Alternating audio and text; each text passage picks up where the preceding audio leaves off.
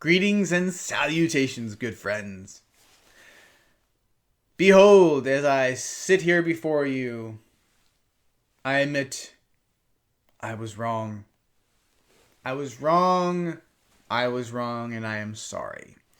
Some time ago, I released a video saying how I truly felt in my heart of hearts that the Snyder Cut of Justice League would never see the light of day, would never come out, would never come to pass. And yeah, clearly I was wrong. If you don't know, somehow, Justice League Snyder Cut will be released on HBO Max in 2021. Supposedly, with all the original footage being put back in, with better effects added, and potentially now even reshoots even being done to finish out the movie. Whether that will include stuff from the Snyder Whedon cut, i.e. the original theatrical cut, no one knows, no one can say as of right now. Original reports of when the movie was coming out put in about $20 million being added to the movie to make, all these changes to it, all these improvements. Now, last time I saw it, it got up to 30. And for all I know, by now it's gone even more. Because it's been some time. And I've tried redoing these videos a few times. But what can I say? When you work retail, it can be tricky. But it's a poor excuse, I admit. But it's all I got. So, yeah. Snyder Cut. Happening. People are happy, people are excited, and things keep popping up on my YouTube and Google feed saying we can expect to see this happen, and this actress said this happened, and all this stuff. And I really can't get excited. I can't. I don't know if it's because I'm from a time when movies came out, they were set in stone. The best you could hope for was a director's cut on DVD or Blu-ray or whatever you want to call it now. So the fact that this movie is going to be made or improved on, I will say it does strike me as a bit of a melding, if you will, of two different kinds of re-releases.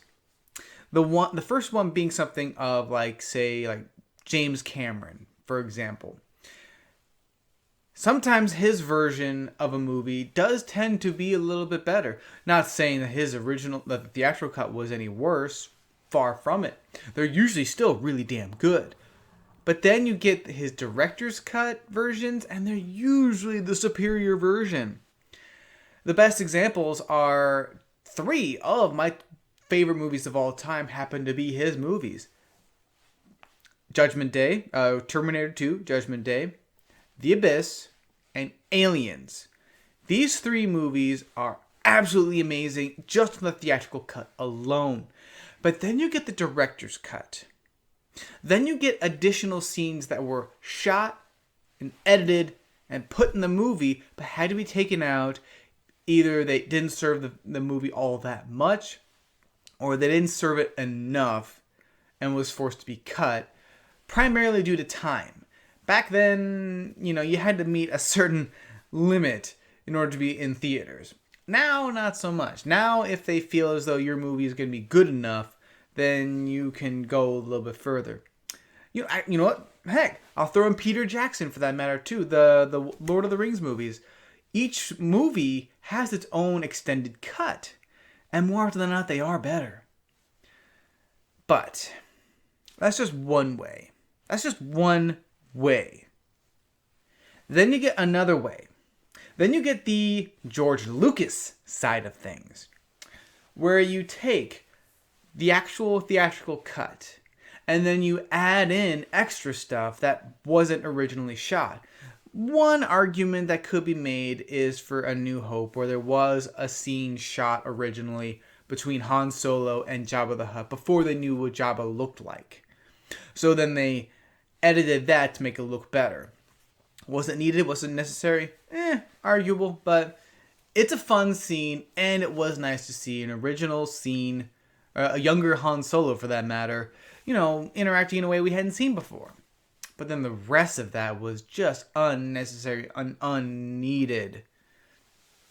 I mean, seeing Mos Eisley more expanded on did look kind of nice, but it was so unnecessary. So when you get those two ideas, you get the director's cut of a movie, be it James Cameron, Peter Jackson, whoever, versus the George Lucas side of things, adding things in after the fact. It's been said and done, and then you add in more stuff, and it's just not necessary. This movie does stand in a very unique situation in that, if you don't know, Zack Snyder, the original director, who also directed Man of Steel, Batman vs. Superman, along with Watchmen and 300, and probably others that I just don't want to name right now. He was directing the movie. Everything was going fine. Everything was going good. And then certain outside forces, better known as family matters, came into play for him. I will not mention what happened. It is none of my business to mention it, nor is it any of your business to know it. All we need to know, it was a family issue, and he felt it was best to leave the project to deal with that. Now, why the studio didn't feel it was worth putting a pause on it, or just waiting for, things to cool down for him. Or maybe they were just a deadline to meet, and there's like, you look, Zach, we understand things are going crazy for you right now, but we can't stop the production. We have to keep going. We're going to bring in someone else we don't know yet, but we're going to keep bringing someone else. And they do. They bring in Joss Whedon, the potentially underrated, but just, in my opinion, my personal humble opinion, really good director of Joss Whedon. Bringing him in from such good movies as the first two Avengers movies, along with his own shows such as Buffy, Angel, and Firefly. I definitely know more Firefly than the other two. They just weren't my thing. But hey, cowboys in space, how can you go wrong, right? Well, with the wrong channel, I guess that's how you can go wrong. Whatever. I don't blame Whedon. I don't blame Whedon for how Justice League turned out. I mean, for crying out loud, you got someone like Snyder, who's a little bit more dramatic, a little more serious, and a little bit more of a downer. Then you get Joss Whedon, who's almost the opposite in every single way. He's a little more comedic, he's a little more lighthearted. He can still be dramatic, but nonetheless, you can't get too much more polar opposites than these two. So why do I bring all this up, especially when I already have before? Well, primarily because, like I said before, I can't get excited for this movie.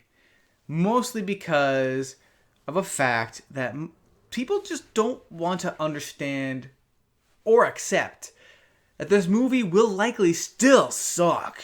That this movie will still not be good. That all of this hype will be for nothing. This whole thing will be just an excuse to get an extended different version of a movie that apparently a lot of people wanted, but they didn't know what they were gonna get. I point out The Rise of Skywalker. Why? Well, so many people were just upset with the way The Last Jedi went that I guess the studios heard and they thought they were giving the fans what they wanted. Me, I liked Last Jedi. I liked The Force Awakens. The obvious, correlations between these movies and the previous movies, such as A New Hope and Empire Strikes Back, are noticeable, slightly distracting, but they weren't terrible. Shit, if anything, in Force Awakens, the callback to the original movies were very, very noticeable, but they at least did something slightly different with them. Bringing in new characters, changing up the dynamics a little bit here and there. And I still liked it. And then you get Last Jedi, different directors, different visions, different goals. But I thought it was still really, really good. Okay. I'm getting lost in the moment. It wasn't really, really good, but it was still good. I still enjoyed it, and I would still watch it again. I just haven't felt a desire or need. Given, if presented with the opportunity and time to, yes, totally. The Finn Rose thing was unnecessary a little bit, but it had its value here and there. But no, apparently I'm in the minority in this, and enough people complained about it to where they wanted change. They wanted things different. The biggest one that people complained about, and you got, was a history, a family lineage for Rey. And what did we get? Sure as shit wasn't what we wanted. I was on the side of not everyone needs to have a family lineage to be Force sensitive.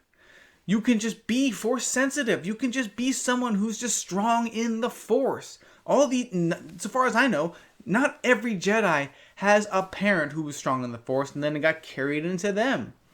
So far as I know, that's not how that went. It's not like Mace Windu had a father or mother who's particularly strong in the Force and then he inherited it. So I found it to be rather ridiculous that people kept thinking that Rey's parents had to be someone strong and important, just like Kylo Ren, or Ben, as he is in fact called. I actually liked how she came to grips with the fact that her parents were nobodies. That for all she knew, they really were just a couple of drunkards who sold her to that doucher on Jakku to have a couple of drinks and get the hell out of Dodge. Yeah, it was clear that JJ was trying to set up something for her parents to be someone a little bit more important. Kind of clear anyway. But then to come to the reality that they were just no one, that actually, to me, was a bigger twist than finding out who they really were. And I was perfectly okay with that, but apparently enough people complained about it, and look at what you got. So, coming back to Justice League, how do we know that this new movie, this new version, will be any better? Why can't we just accept that sometimes when a movie sucks, its failure can create something better? Case in point, Batman vs. Superman. It wasn't the greatest. It had its scenes. It gave us Ben Affleck as a potentially one of the best Batmans ever. Batmans? I still don't know. But regardless, he was one of the best parts of the movie. Don't get me wrong. Henry Cavill is a really good Superman. And that movie also gave us Gal Gadot as Wonder Woman.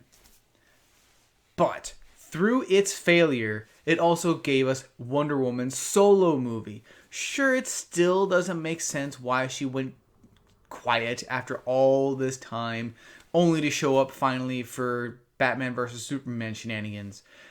But, you forget about that stuff and you just go into Wonder Woman expecting just to watch a Wonder Woman movie. And it was really good. Third act was meh, but everything else about it was just so good. And you could easily say and point to the fact that through Batman vs. Superman's failure, we got Wonder Woman. Then you get Justice League. For good or bad, its failure gave us Aquaman, which was really surprisingly good. I'm not the biggest fan of either of those characters, but because of those movies, I am now. And because of those movies only came about because of the previous movies' failures. So why can't we just accept the fact that because Justice League failed, we got Aquaman, we got Shazam, and arguably Joker? So I don't know, I'm going on a bit of a rant. My point is, I still think that this new version of Justice League will still suck. I'm sorry that I was wrong. I was wrong. I never thought it would see this light. Maybe because of things like the Harley Quinn animated show having that last little bit, that straw that broke the camel's back of that douche rod in the basement of wherever he was living, that gave us Justice League Snyder Cut. Whoopity-doo. Now, arguably, you could say that maybe I'm not excited enough about it because you just point at me and say you're a Marvel fanboy. Well, somewhat, but I'm a fan on the movies side. I'm a fan of Marvel on the movies. But then when it comes to DC, you get good animated shows and you get good live action shows. I will say right now, fuck Justice League, Dark, Apocalypse, War, whatever you want to call it. Fuck that movie. But I'm getting ahead of myself. How do we know this is going to be any better? Me personally, I still think it's going to suck. Why? Man of Steel and Batman vs. Superman. They were okay, but they weren't great. They still had some problems with them. I'm not counting Superman killing Zod. I'm not counting that part. That part, I mean, yeah, sure, they never made it a big deal as to why Superman doesn't kill, but it was still an impactful scene. It could have been more impactful if we knew why he didn't want to kill. But aside from that, I thought it was actually a really good moment. Everything else about the movie, oh god, I mean, had some moments, had some good effects and all, but no. And then Batman vs. Superman, again, had some good scenes. To me, it's like Zack Snyder is like Bryan Singer and or Brett Ratner. All these guys are good at individual scenes, but as far as a coherent narrative, as far as a whole movie, not so much. People praise Singer for the first 2 X-Men movies. And I think this is because the bar was so low for superhero movies that when he made those, they were legitimately better than most movies. But then again, you got to compare that to movies at the time, movies like Steel and Superman 4, Supergirl. All these other movies were just garbage. So to compare it to those, it's just not fair. So, I still think it's going to suck. Because it's still going to have to somehow be coherative in the same universe as movies like Batman vs. Superman with Jesse Eisenberg's Luthor. Now, if you recast Luthor, do a better job of the Superman lip thing, and you make Steppenwolf a more menacing villain, and keep Ben Affleck, then we might actually have a good movie. But I'm not holding out much hope for this movie. I'm sorry, but just, why do we think that it's going to be any better? Because we're going to be able to see his vision, Zack Snyder's true vision? I don't see how that's possible. I really don't, because they're promising so much. Like I said before, so many things keep popping up on my Google and YouTube feeds of like, we're going to get this and that and this.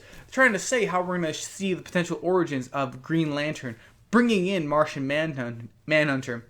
And there was apparently an actual actor who was chosen to be Darkseid. I don't know who that was. I didn't read the article because I don't care. That movie was already so jam-packed with so much stuff. So much exposition, so much talking, which instead of showing, that I don't know how much more you can cram into it to make it any better.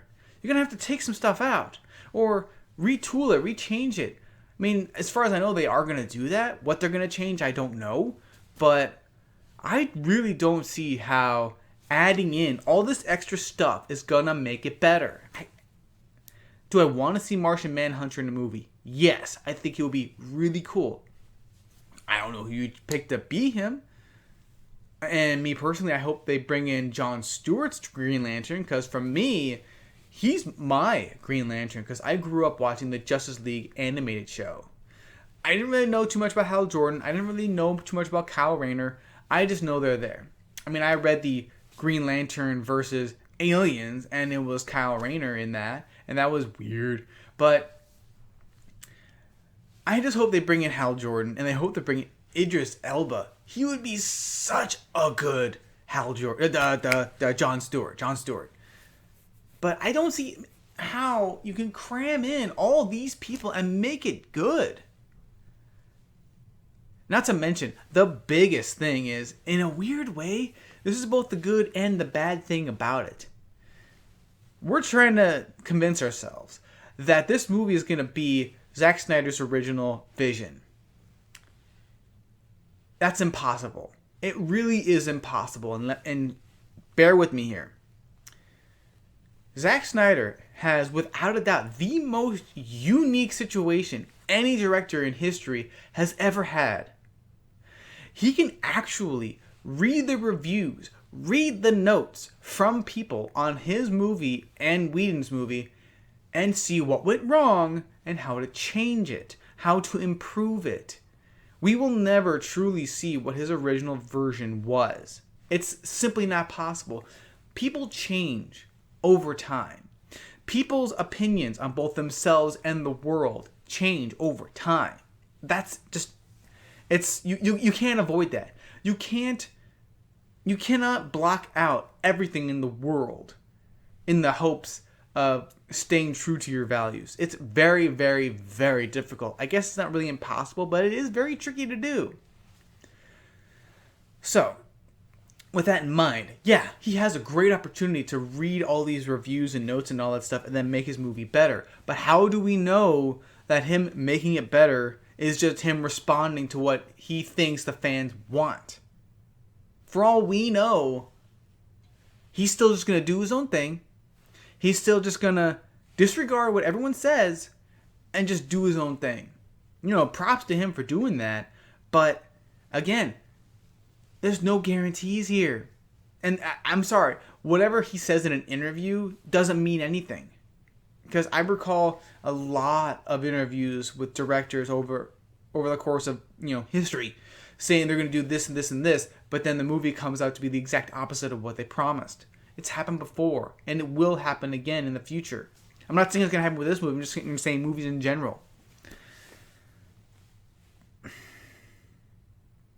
He basically has an opportunity to cheat, is really what it is. It's a gross over-exaggeration of what I truly feel about the situation, but that is what it is. He has an opportunity to cheat. Like, oh yeah, that was totally my idea to do this and that. I don't know why I sound like this. I've been smoking a lot. I don't see how it's going to be any better. I really, really don't. I haven't seen enough evidence to prove that.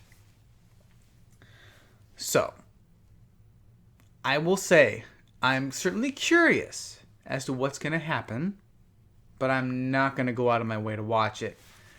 When I saw Justice League, I saw it at home, comfy and cozy, and watched it on the HBO app.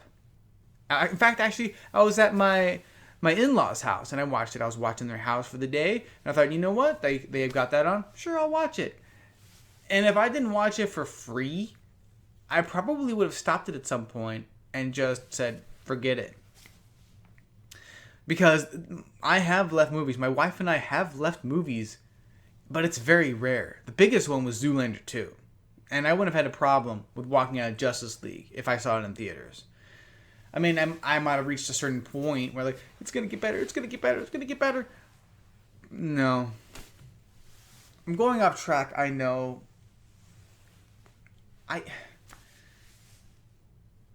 I will say this, though. The best part about this movie coming out is that it's over. It's done. And once this movie officially does come out, everyone sees it and gives their opinions, it's finally over. We don't get a second do-over on this. We get the one. And we're just lucky to get that as it is. So I'm sorry, but I still think the movie's going to suck. Granted, I thought the movie was never going to come out to begin with, so who knows? I could be wrong yet again. And if I am, you know what? I'll say this. If the movie is good, then I was wrong, but I still win. Because I get to watch a really awesome movie.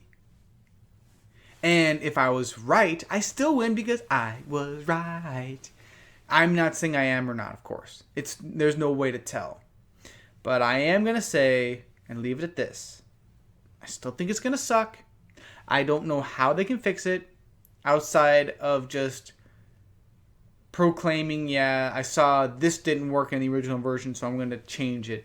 And this is how I really wanted it, and I wanted to get it back in the movie. So we're just going to have to wait and see, I guess. And until then, I'll catch you on the flip side.